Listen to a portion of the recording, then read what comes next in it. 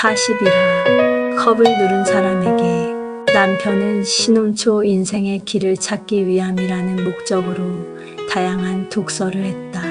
나는 당시 넓지도 않은 우리 집에 방 하나를 가득 차지하고 있는 여러 가지 책을 보면 못마땅한 생각이 들었었다. 남편은 관심 분야도 다양했다. 정신적인 분야, 종교적인 분야, 철학적인 분야 등 많은 분야의 책이 있었고, 사이비 종교 분야의 책도 지나치게 신비적인 책도 있었다. 나는 그런 독서 스타일이 마음에 들지 않아서 고민스러웠다. 다행스럽게도 같은 교회분이 내 고민스러운 질문에 지혜로운 대답을 해주셔서 지금도 고맙게 생각한다. 그분은 독서를 많이 하는 것은 그 나름대로 꼭 쓸 때가 있다고 걱정할 것 없다고 대답해 주셨다. 그 말을 들은 후 나는 남편이 독서를 하면서 지식과 지혜를 많이 얻고 그 지식과 지혜로서 나중에라도 꼭 쓰임 받는 사람이 되게 해달라고 남편을 위해 기도했었다. 이 세상에 제일 무서운 사람은 책을 딱 한 권 읽은 사람이라는 말을 들은 적이 있다. 그 사람의 편협함을 두고 한 말일 것이다.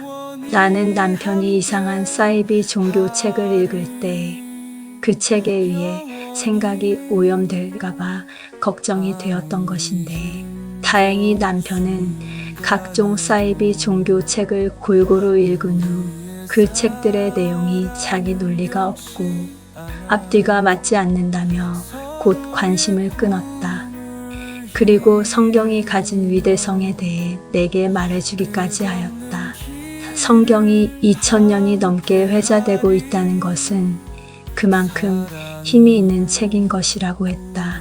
나는 논쟁하지 않아도 스스로 진리를 찾아가는 남편의 모습에 감동을 받았었다.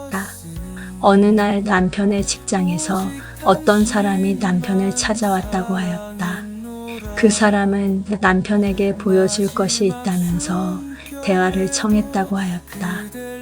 그 사람은 자신이 10여 년 동안 사용한 물컵을 보여주며 남편에게 그 물컵을 만져보라고 하였다고 하였다.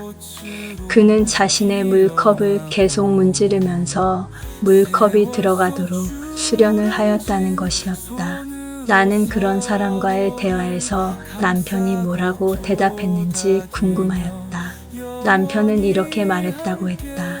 물컵을 들어가게 하는 이 정성을 다른 곳에 쏟으셨으면 더 큰일을 하셨을 것 같다고 했다는 것이다.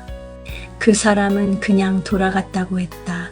나는 남편이 그 사람을 따라 그 수련 모임에 가입하지 않고 그런 대답으로 돌려보냈다는 그날의 일을 듣고 신혼 때의 일이 생각났다. 남편도 한때는 그런 종류의 현상을 연구하고 논하는 책을 많이 읽었던 적도 있었다. 그러나 남편은 그런 책을 다 읽은 후 또 다른 책을 읽는 일로 넘어갔을 뿐이었다. 그 사람의 유리컵과 관련하여 남편은 나에게 이런 설명을 해주었다. 이 세상은 신기한 일이 많다. 이 세상의 모든 것은 다 자기만의 기운을 가지고 있다. 우리가 무생물이라고 여기는 물과 돌, 그리고 공기들, 하물며 생물들은 더욱 생명과 기운을 가지고 있다. 그러므로 그 무엇 하나라도 함부로 대하면 안 된다. 그렇기 때문에 내가 화분에 물을 줄 때 갖는 태도로 모든 사물을 대하라고 하였다. 나는 화분에 물을 줄 때 잘 자라라, 쑥쑥 커라 라고 말을 한다. 남편은 내가 화분에 물 줄 때 그렇게 하는 것을 마음에 들어 했었다. 남편은 나에게 혼자 있더라도 나쁜 말을 하면 우리 집에 있는 벽과 가구에 내 기운이 다 남아있다가 우리 아기들한테 간다고 혼자 있더라도 나쁜 말을 하지 말라고 당부하며 출근을 하였던 사람이다. 남편은 내게 에모토 마사루 씨가 쓴 물은 답을 알고 있다라는 책을 읽어보라고 주었다. 그 책은 물을 담아놓고 좋은 말, 안 좋은 말, 욕설 등을 한 후, 얼린 후 물의 결정체를 촬영한 관찰 기록장과 같은 책이었다. 그 책은 물 결정체의 모양을 촬영한 사진이 줄을 이루고 있었다. 말의 종류별로 물의 결정체의 모습이 달랐다. 저자가 꼽은 그 최고의 아름다움의 사진을 보여준 말은 감사와 사랑이었다. 독자인 나의 눈에도 감사라는 말을 들은 물의 모습도 예뻤고 사랑이라는 말을 들은 물의 모습도 아름다웠다. 그 밖에도 창조주, 우주 등의 단어에도 물의 모습은 좋은 반응을 보였다.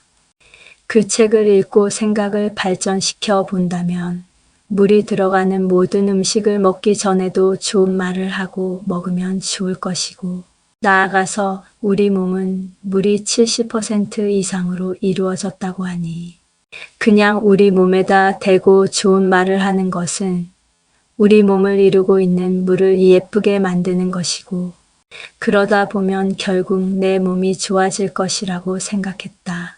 나는 그 책을 읽은 후 남편이 평소에 했던 말을 온전히 받아들이게 되었다.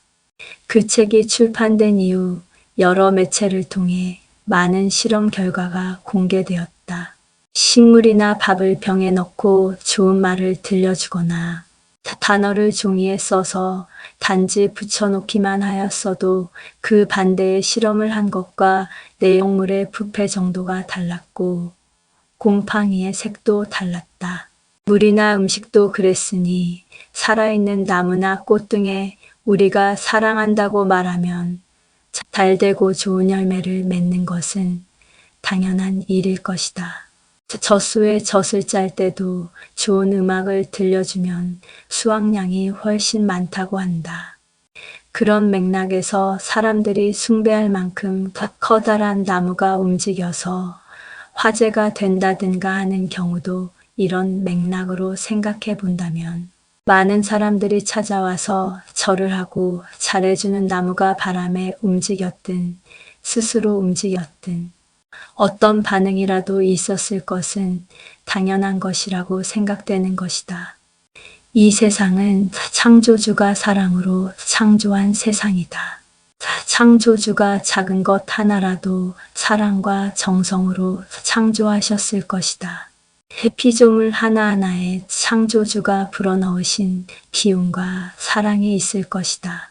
누가 가르쳐 주지도 않았는데 새끼를 낳고 기르는 동물들이나 씨가 떨어지고 다시 자라기까지 바람이 관여하고 비가 관여하도록 하는 계절의 움직임이나 그 무엇 하나 신기하지 않은 것이 없으니 말이다.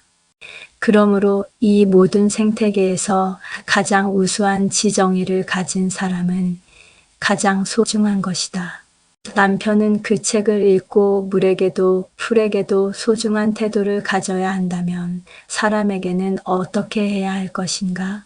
가장 가까운 사람에게 가장 잘 대해 주어야 한다는 것을 깨달았다라고 내게 말해 주었다. 이런 깨달음을 얻고 이런 고백을 하는 내 남편은 서로 사랑하라는 성경 말씀을 100번 들은 나보다 훨씬 나은 사람이었다.